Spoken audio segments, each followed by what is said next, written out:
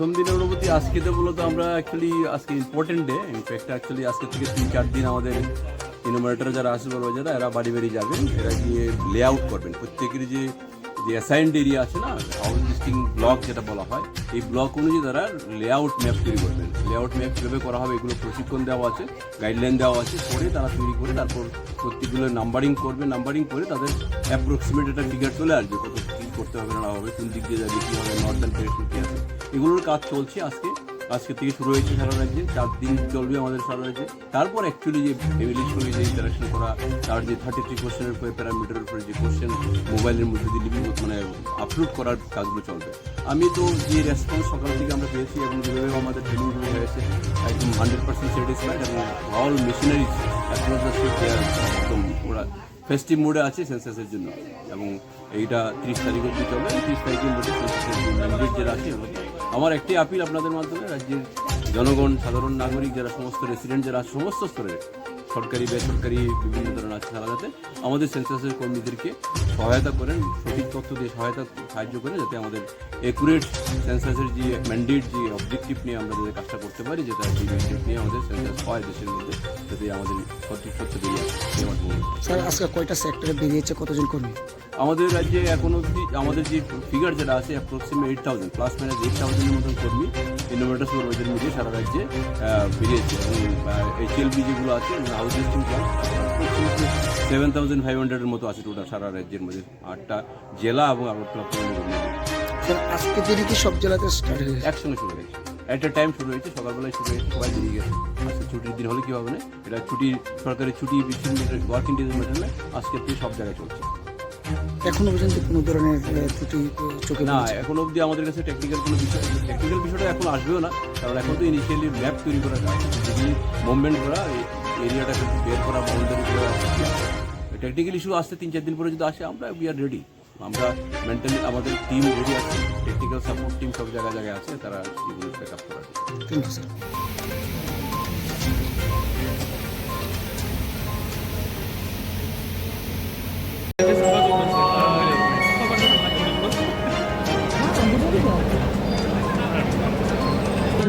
তারা উৎসাহিত হবেন এবং এগিয়ে আসবেন। শহরকে সুন্দর, পরিচ্ছন্ন এবং ময়লা পরিষ্কারহীনভর রাখতে আমরা সবাই একসাথে সবাই মিলে কাজ করব। এবং জারিনা বেগম দুজনকে আমরা এগিয়ে চলার সঙ্গে পক্ষ থেকে নগদ 5,000 টাকা করে দিয়েছি। বেডশিট এবং শাড়ি আমরা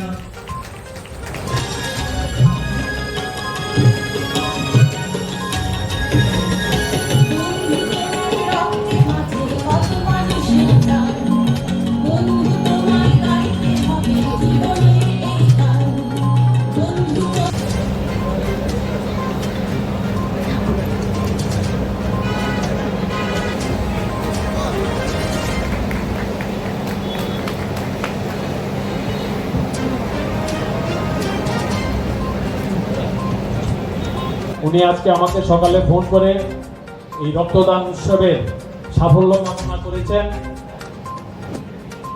এগিয়ে চলার সঙ্গে সাধারণ সম্পাদক শ্রী সুমন্ত গুপ্ত মহোদয় আমাদের মধ্যে উপস্থিত রয়েছেন আমাদের রাজ্যের মানুষ।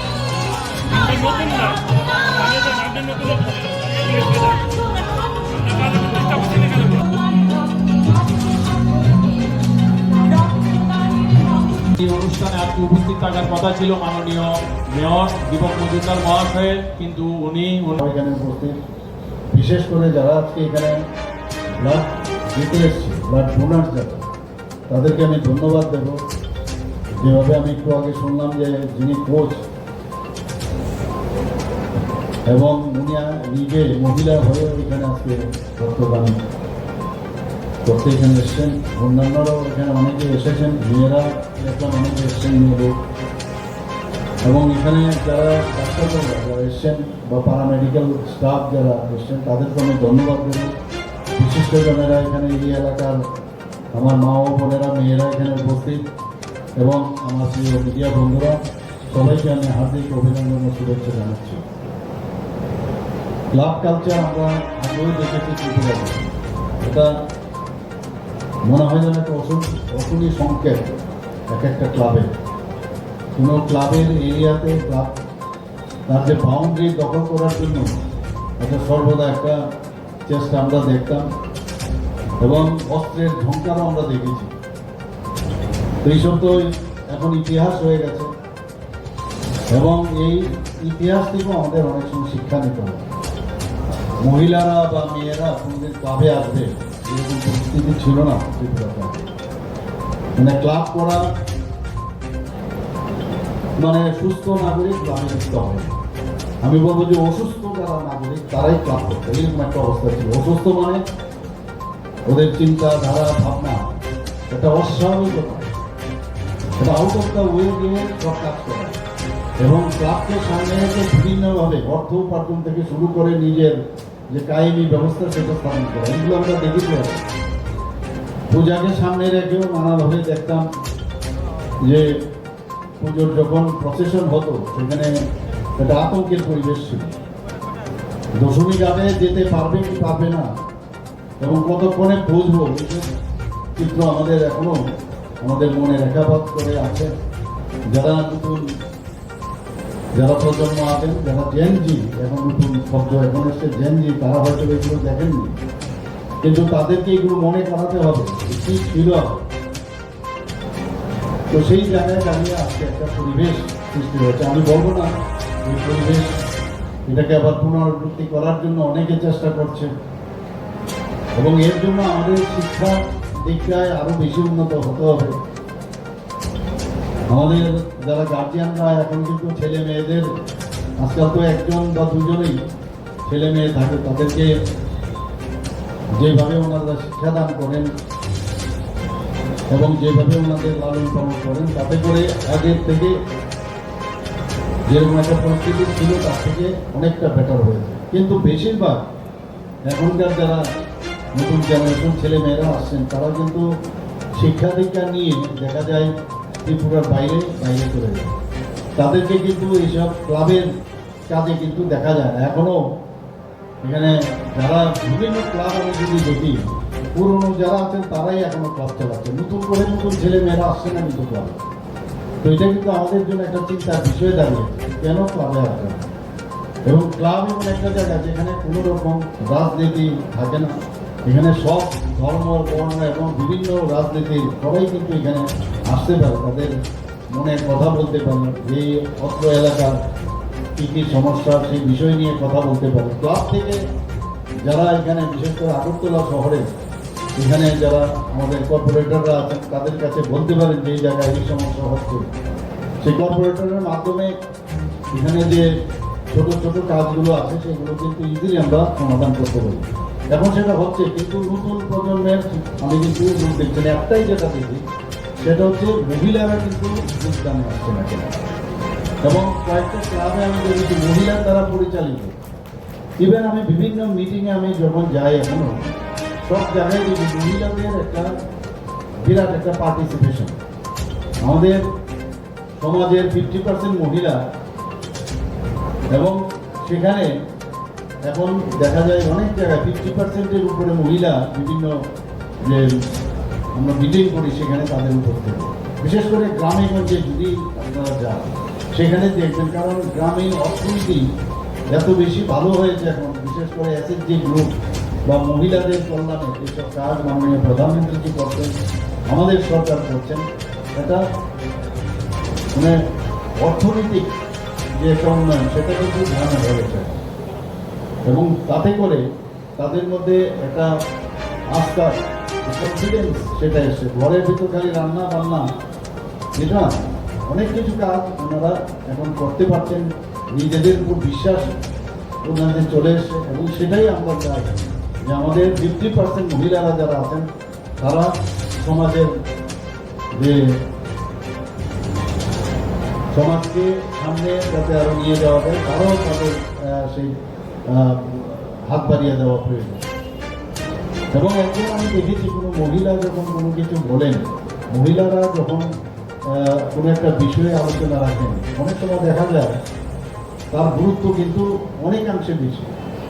আজকাল এরকমও দেখি আমি স্কুলে বা কলেজে যখন প্রাইজ ডিস্ট্রিবিউশন করতে যায় সেখানে দেখি বেশিরভাগ মহিলারা মেয়েরাই দেখি মানে প্রথম 10 জনের মধ্যে ধরুন 8 জন 7 জনই দেখি মেয়েরা অর্থাৎ তারা এখন যেভাবে পাইলট হচ্ছে, রকেট চালাচ্ছে, বিভিন্ন জায়গায় আমাদের ট্রেনের ড্রাইভার হচ্ছে, পাইলট হচ্ছে, তো এরকম মহিলারা যদি বেশি সমাজে যুক্ত হয় তাহলে এই যে ক্লাবগুলো বা এই সংঘগুলো আরও বেশি উন্নত হবে।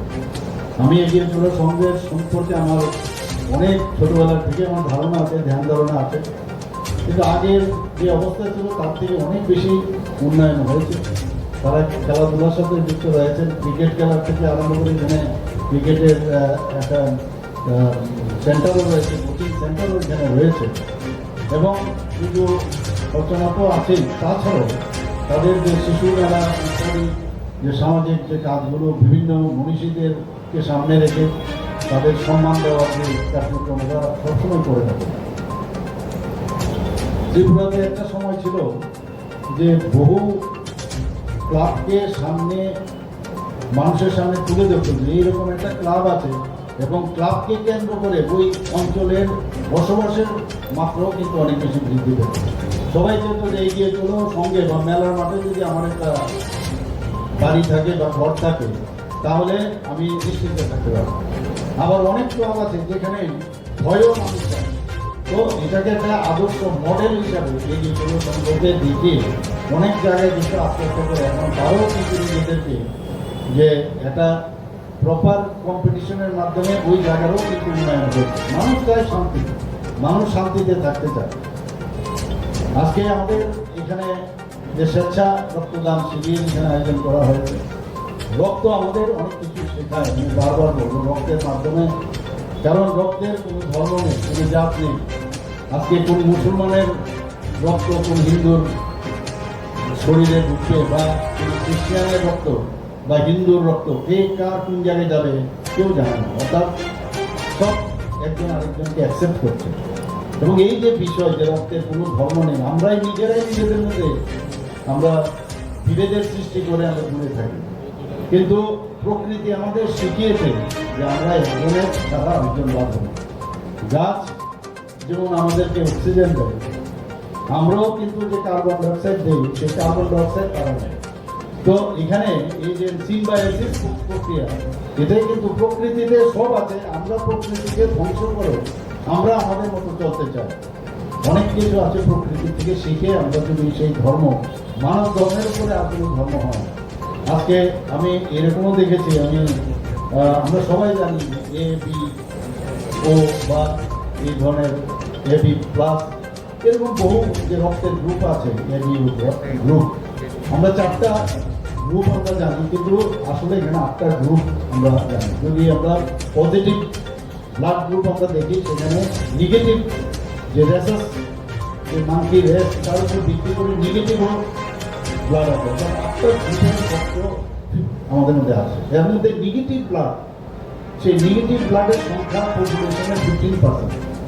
আমি যখনই কোনো জায়গায় আমি যাই সেখানে জিজ্ঞেস করি যে তোমার ব্লাড গ্রুপ কি, তো বলছে অনেকে পজিটিভ বলে, তো আমি নেগেটিভ খুঁজতে থাকি, কারণ 50%-এর যে ব্লাড সেটা পাওয়া খুব মুশকিল হয়। তো ব্লাড ব্যাংকের মধ্যে যখন নেগেটিভ ব্লাড না থাকে, আমরা যারা সার্জনরা আছি আমরা জানি যখন অপারেশন থিয়েটারে আমরা যাই, যখন দেখি যে পেশেন্টের 9% হিমোগ্লোবিন আছে বা তার থেকে কম বা 5% আছে, তারপরেও জানি যে এই অপারেশন করতে গেলে তারা রক্তক্ষরণ হবে। আগের থেকে অ্যাটলিস্ট 2 ইউনিট নিয়ে যদি আমরা না নামি অপারেশনে তাহলে মুশকিল হয়। তো সে নামতে গেলে সেখানে তো ব্লাড ব্যাংকে থাকতে হবে। তো এই যে একটা সুবিধা ব্লাড ব্যাংকে সবসময় রক্ত যদি থাকে, আবার বেশি দিনও রক্ত আপনি রাখতে পারবেন না। আমি আজকে এখানে 1000 রক্ত যদি আমি মাধ্যমে বরণ করতে পারি, পুষ্পস্তবকে বরণ করবেন রাজ্যের আমাদের রক্তে গড়া, রক্তে গড়া প্রাণ, রক্ত দিয়ে বাঁচাবো মোরা শত শত প্রাণ। রক্তদান শিবির এগিয়ে চলো সংঘ আমরা গত 2 বছর ধরে করতে পারিনি। এবার আবার আমরা সবসময় ব্যস্ত থাকেন। পেরিনিয়াল যেসব ওয়ার্ক সব কিছু ওনারা সবসময় করেন। আজকে যে আরেকটা যে রক্তদান শিবির, সেই রক্তদান শিবিরে আজকে আমাদের মাঝে উপস্থিত রয়েছেন